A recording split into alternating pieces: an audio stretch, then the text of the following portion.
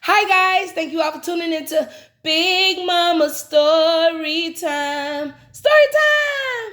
Don't forget to like, subscribe, share, comment to my page. Here we go. Oh, hi guys. Welcome to Big Mama Story Time again. Hi, Big Mama's peeps. Today I will be reading to you another book out of my wonderful book collection. Let's see what we have here. Okay, so Playhouse Disney Storybook. All right, haven't read this in a minute, but come along, let's go start. Hi, guys. All right, let's get started with the Playhouse Disney Storybook. The last book that we read was The Unfun House, Handy Mandy, and this one will be Disney's My Friends, Tigger and Pooh. All right, let's get started. This is the right house for Eeyore. Eeyore was ready for a nap after taking a walk through the 100-acre wood, but he wound up walking right past his house. That's because his house was now a pile of sticks. Eeyore didn't recognize it at first and kept walking. Finally, Eeyore realized what had happened. Might as well call the super sleuths, he said. Don't feel like rebuilding again. Might be time for a change anyway. Eeyore grabbed the sleuther siren with his teeth and pulled. Better go back and wait for them by what's left of my house, he said aloud to himself. Otherwise, they'll do what I did and just pass it by. Darby and Buster were building birdhouses with Piglet when they heard the sleuther siren. They said goodbye to Piglet and ran to meet Tigger and Pooh at the changing tree. It's time to slap my cat, Darby said. Roof, roof, barked Buster. Hoo, hoo, hoo, shouted Tigger as he bounced out of the changing tree. Pooh ran out of the tree and up to the others, panting as he ran. What's the finder flag say, Darby? Asked Pooh. It's showing a picture of Eeyore's house, said Darby. Let's go. Hurry up, y'all. The super sleuth stopped their sleuther scooters when they saw Eeyore. He was standing in front of a pile of sticks. Eeyore, said Darby, is that your house? I remember your house being more uppity up, said Tigger. Now it's more down, said Eeyore, like me. What happened this time, Eeyore? Asked Pooh. Don't know, said Eeyore. Guess it must have been the wind again. Did you call us so that we could put it back together? Asked Darby. No, said Eeyore. Think I need a different kind of place to live. Just don't know what. Mm. Oh, Eeyore. Eeyore's so sad, he be making me sad sometimes. Well, there are lots of different kinds of home in the 100-acre wood, said Darby. Would you maybe like a house like Pooh's or Tigger's? Would you like a house like that? Don't think so, said Eeyore. No offense. Just don't need all that space. I don't have much. It's usually just my tail. And sometimes it's just me. Just then, a gopher popped up out of the hole he had made right next to Eeyore's sticks. Well, if you don't want a whole house like mine, how about a whole house like one of them gophers? Suggested Tigger. Said Darby. If you lived underground, the wind wouldn't make your house fall down. Why don't you just take a little peek? And the gopher, said the gopher, see what you think. Eeyore walked over and looked down the hole. It's pretty dark, he said, and narrow. All I see is a long tunnel. I just tunnel my way to wherever I want to go, said the gopher. My cousin has a tunnel that goes on for miles.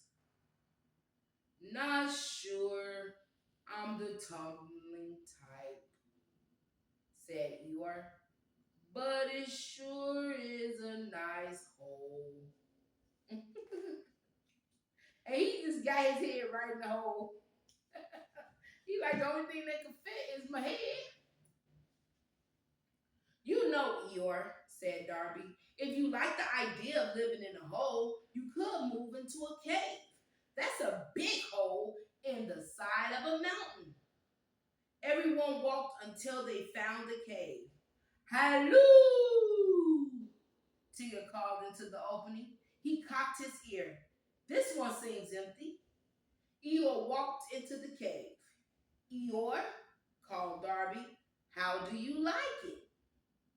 It's pretty sturdy, Eeyore said with a sigh, and dark and damp. But don't worry about me. I'll be fine. Darby thought for a moment. Eeyore, she said, I don't think this is the right home for you either. You should like your home. Also, you already down and always looking depressed. So if you go into a cave, into a hole, you really gonna fall into some deep depression. Ain't nobody ever gonna see you after a minute, Eeyore. That is not a good place for you. Okay? Let's keep going. Plus, she added, this cave is too far away. We'd miss you too much. Eeyore came out of the cave. I miss you too, he said, and I already miss my sticks. There must be something different we can do with your sticks, said Darby. Let's think about it. While the Super Sleuth was thinking, Darby watched a snail crawl past the pile of sticks. So, what you're looking for is something small but sturdy, she asked Eeyore. Eeyore nodded. I know just what to do, said Darby. She whispered to the Super Sleuths. They grabbed the sticks and surrounded Eeyore. When they were done, Eeyore was wearing a brand new house made of sticks. This kind of house works for snails and for turtles, said Darby. What do you think? Y'all, they literally attached his house to his back like a snail. He may not like that. Eeyore shrugged to move with his new house. I see why snails move so slowly, said Eeyore. It takes a while to move with the house on your back. The snail makes his house look as light as a feather, said Pooh. He was down in eye level with the snail. That's it, Pooh boy, said Tigger. Thank you, Tigger, said Pooh. What it would that be? Feathers? Who makes the best place to live out of sticks? Asked Tigger. Birds, said Darby. They make nests. Correct, said Tigger. We'll have Eeyore's new home flying high in no time. Everyone took the sticks off Eeyore's back. They rearranged them into a big nest and placed the nest on a sturdy branch in a big tree. Then they lifted Eeyore up into it. Really? So y'all just got him in a big, huge tree. That's crazy. Wrapped up. And I don't know what that is. What's that white stuff they wrapped him up in? I don't know. made a tourniquet for him. Then the bird looking up like, what in the world is happening here? What do you think of high-rise living? Tigger called to Eeyore. Do you think this is the right house for Eeyore? Eeyore looked all around. I can see all the way across the meadow from here, he said. He looked down to the super sleuths were standing underneath the tree. He closed his eyes. He hadn't realized how high up he was. What do you see now, Eeyore? Asked Darby. The inside of my eyelids, he said, and now dizzy heights make me. Scrap the nest, said Tigger. One dizzified donkey coming down. Once Eeyore was safely back on the ground, he opened his eyes. He saw his house was a pile of sticks again. So did Beaver. Say, can I have some of those? He asked. I can use them to build a new lodge. Eeyore, would you like Beaver to build you a lodge too? Asked Darby. Like the sound of it. Lodge, said Eeyore. Sounds sort of cozy. It isn't up in a tree, is it? Nope, said Beaver, pointing in the direction of the river. It's no place dangerous like that. I know, because that did look dangerous, like he'll fall and hurt himself and everything. You're all welcome to visit my home, said Beaver, but it's a bit small, so you'll have to come one at a time. Eeyore, you should go first, said Darby. After all, we're looking for a new kind of house for you. Eeyore looked down the river. He saw a pile of sticks near the shore. Is that your house? He asked Beaver. Sure is, said Beaver. Can't see the door from here, said Eeyore. My eyesight must be going. Beaver started to laugh. He slapped his leg. Course you can't see the door, he said. It's under the water.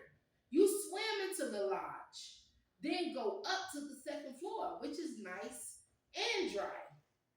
Can't swim, said Eeyore, shaking his head. Can't float either. Sink like a stone. Then this is not the house for you, said Beaver. If you decide you don't need those sticks, just let me know. And with the splash, he was gone. Yeah, that wouldn't be a good idea for him, okay? I'm thinking I'd want my old house back after all, said Eeyore. Are you sure? Asked Darby. It suits me, answered Eeyore. It may fall apart sometimes, but good friends can help put it back together. Sometimes you just gotta stick with it, said Tigger. Get it, Pooh boy. Stick with it, said Pooh. Ah, no. Eeyore, I think you're doing the right thing, said Darby. There may be many different kinds of homes in the 100-acre wood, but only one kind is right for you. Another mystery is history, said Tigger. Welcome home, Eeyore, said Pooh. All right, guys. That was my friends Tigger and Pooh. The right house for Eeyore. All right, guys. Thank you all for tuning into Big Mama's Story Time. Thank you, my Big Mama's peeps, for tuning in. Please don't forget to like, subscribe, share my page if you haven't done so already. All right, guys.